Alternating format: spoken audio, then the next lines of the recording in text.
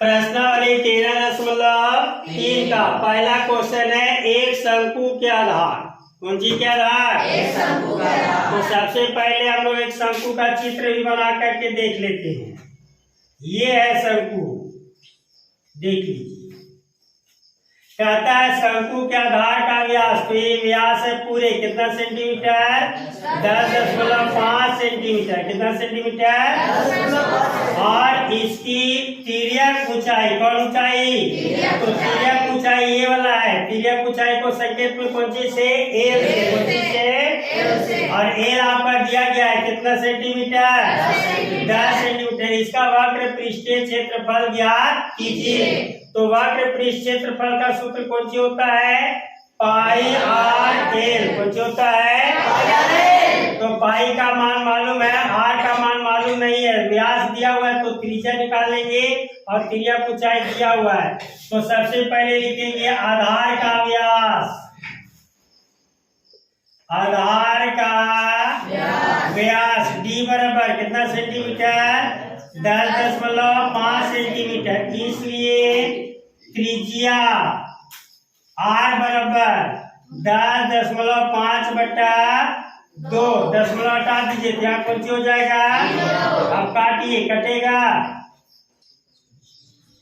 चलिए नहीं कटेगा तो रहने दिया, तो कट जाएगा 5 से नहीं। 25 को 5 दूनी 10 और 5 एकम 5। 21 पचे 105 और कै पचे 20 4 पचे। तो ये त्रिज्या निकल गया 21 बटा कितना? 4 सेंटीमीटर। अब यहाँ पर दिया हुआ है तिर्यक ऊंचाई। कौन ऊंचाई? तो तिर्यक ऊंचाई को संकेत में कौन सी से बताए थे? एल बराबर कितना सेंटीमीटर? और निकालना क्या है? इसका वक्र पृष्ठीय क्षेत्रफल। तो लिखेंगे शंकु का वक्र पृष्ठीय क्षेत्रफल बराबर कुछ होता है सूत्र है पाई आर एल। पाई का मान याद है कितना? आर का भी मान मालूम है कितना? 25 बटा 4 और एल का मान मालूम है कितना? काटिए, 7 21 2 दूनी 11 दूनी 2 पचे 11 33 पचे। तो 5 या 15 के 5 या 15 16 सेंटीमीटर स्क्वायर। कितना आंसर है?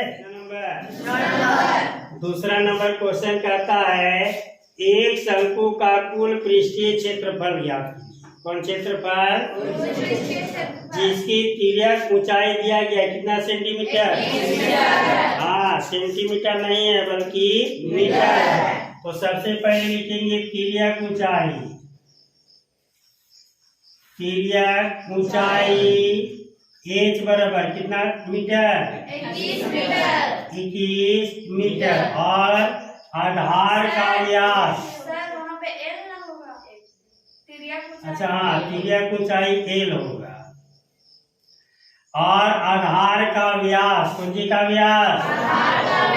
तो आधार का व्यास डी बराबर कितना? 24 मीटर। इसलिए कौन सी निकालेंगे? त्रिज्या। तो त्रिज्या आर बराबर हो जाएगा 24 बटा 2। काटेंगे तो कितना? 12 मीटर। कितना मीटर? 12 मीटर। क्या क्या करने कहलाता है? शंकु का कुल पृष्ठीय क्षेत्रफल। तो लिखेंगे शंकु का कुल पृष्ठीय क्षेत्रफल बराबर, सूत्र बताइए, पाई आर इंटू एल प्लस। तो पाई का मान कितना? 22 बटा। आर का मान कितना? 12 इंटू एल। एल का मान कितना? 21 और प्लस आर का मान कितना? 12। फिर हो जाएगा 22 बटा 7 गुने 12 और गुने 21 और 12 को जोड़िए। 2 और 1 3, 2 और 1 3, कितना हो गया? चलिए सबको गुना कीजिए, 22 को 12 को और 33 से।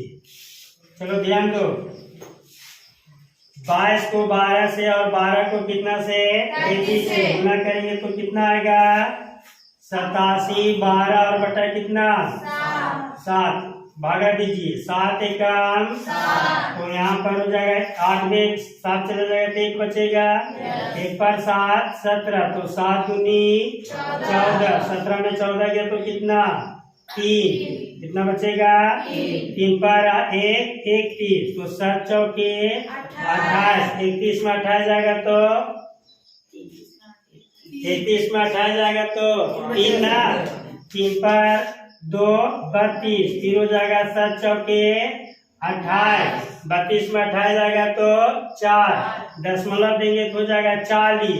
अब कितना से जाएगा 7 पचे 35 अब बच जाएगा 50 फिर 7 सते 49 फिर इसका आंसर हो जाएगा 1244.57 मीटर स्क्वायर। क्वेश्चन नंबर 3 कहता है एक शंकु का वक्र पृष्ठीय क्षेत्रफल दिया गया है कितना। अभी हम लोग पृष्ठीय क्षेत्रफल ज्ञात कर रहे थे और अभी इसमें कौन सी दे दिया है पृष्ठीय क्षेत्रफल। तो सबसे पहले लिखेंगे वक्र पृष्ठीय क्षेत्रफल बराबर कितना 308 सेंटीमीटर और इसकी तिर्यक ऊंचाई कितना सेंटीमीटर तो लिखते हैं तिर्यक ऊंचाई कौन सी बराबर एल बराबर कितना सेंटीमीटर कहता है ज्ञात कीजिए नंबर पहला आधार की त्रिज्या की त्रिज्या तो पहला ज्ञात करने के लिए हम लोग को लिखना पड़ेगा वक्र पृष्ठीय क्षेत्रफल बराबर किसका शंकु का। तो शंकु का वक्र पृष्ठ क्षेत्रफल बराबर दिया गया था कितना 308 और वक्र पृष्ठ क्षेत्रफल का सूत्र होता है कौन सी पाई आर एल बराबर दे दिया गया था कितना 308 पाई का मान कितना आर का मान तो नहीं दिया गया है तो आर जैसे के और एल का मान दिया गया था कितना और बराबर 308 काट दीजिए 7 दूनी अब आर बराबर 308 और बट्टा 22 दूनी तो 22 और गुने 2 लिख देते हैं काटने में आसान पड़ेगा 2 से काट दीजिए इसको 15 दूनी 30 और 7 दूनी 4 दूनी 8 और 22 सते बोलिए 22 सते यानी आर का मान निकल गया कितना सेंटीमीटर 7 सेंटीमीटर। नंबर दूसरा में क्या कहता है निकालने के लिए शंकु का कुल पृष्ठीय क्षेत्रफल तो लिखेंगे शंकु का कुल पृष्ठीय क्षेत्रफल बराबर सूत्र याद है ना pi R into L plus R. Pi का मान कितना था 22 बटा आर का मान इंटू एल का मान प्लस आर का मान 7 और 7 क्या हो जाएगा तो 22 और गुने 14 और 7 कितना 21 अब गुना कर दीजिए 22 से कम 22 के 2 हाथ में कितना 2 22 दूनी 44 44 और 2 यानी 462 सेंटीमीटर स्क्वायर। क्वेश्चन नंबर 4 कहता है शंकु के आकार का एक तंबू 10 मीटर ऊंचा कितना मीटर ऊंचा 10 मीटर ऊंचा तो लिखते हैं तंबू की ऊंचाई तंबू की ऊंचाई h बराबर कितना मीटर 10 मीटर और उसके आधार की त्रिज्या कितना मीटर 24 मीटर तो लिखते हैं आधार की त्रिज्या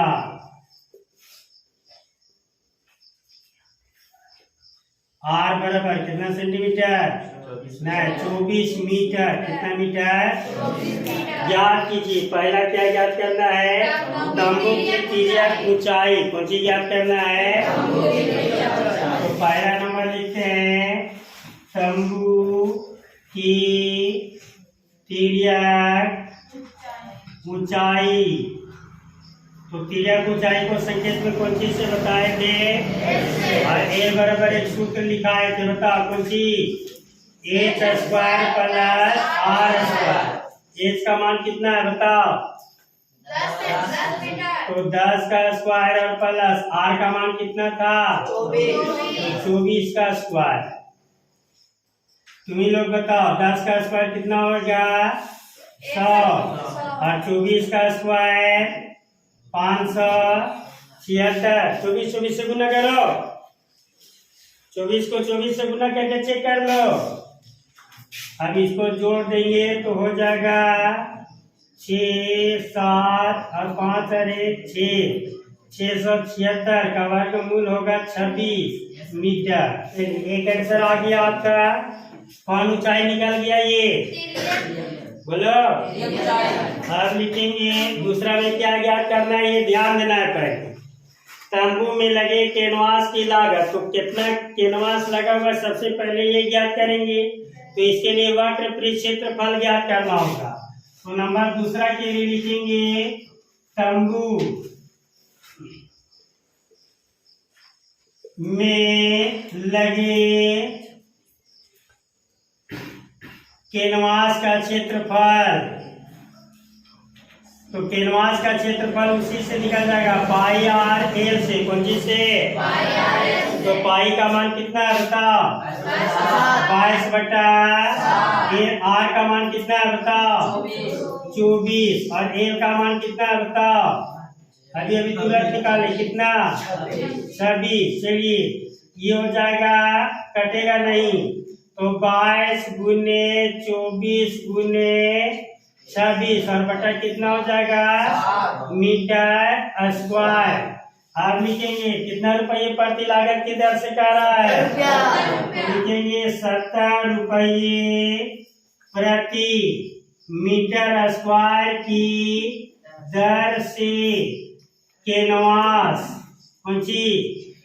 कैनवास की लागत बराबर। तो टोटल क्षेत्रफल हम लोग के निकल गया कितना? 22 गुने 24 गुने 26 और बटा कितना? और कितना मीटर स्क्वायर पड़ती है? 70। तो काट दीजिए 7 दाहिए। चलिए गुना कीजिए पहले 22 को 24 से। तो 22 को 24 से गुना करेंगे तो 24 दूनी 48 के 8, हाथ में कितना? 4। 24 दूनी 48 और 4 52, यानी 528 को 26 से गुना करेंगे। 8 छक 48 के 8, हाथ में कितना? 4। 6 दूनी 12 और 4 16। 6 पचे 30 और 1 31। 8 दूनी 16 के 6, हाथ में 1, 2 दूनी 4 और 1 5, 5 दूनी यानी आ जाएगा 8। 6 6 12 के 2, हाथ में 1 5 1 6 और 1 7 3 1 यानी आ गया 13 7 2 8 0 रुपया हो जाएगा। आंसर है। आंसर चलिए बनाइए फटाक से।